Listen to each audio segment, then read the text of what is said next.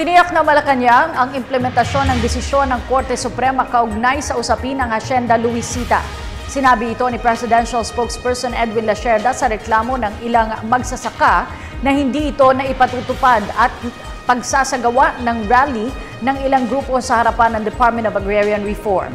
Iginiit naman ng DAR na ang kautusan ng Korte Suprema ay para sa mga benepisyaryo o yung kwalipikadong magsasaka at hindi para sa isang grupo ng magsasaka.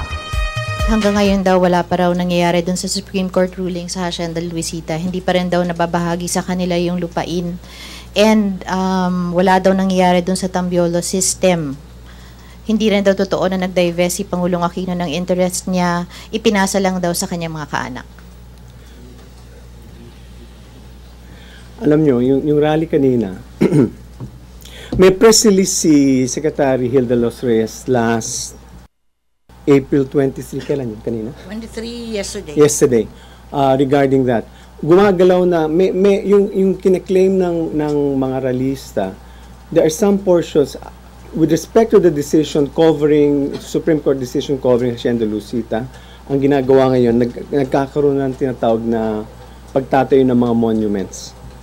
At saka may mga na-award na ng mga naibigay na around 6,000 to date, 87.5% of the monumenting work has been completed. Around 6,024 farmlands have been monumented and about 4,716 farm worker beneficiaries have been installed in more or less 5,500 lots or almost 76% of those in the master list. So yun po ay ginagawa na ngayon. Ibibigay namin sa inyo yung press release ni Secretary Hilda Los Reyes.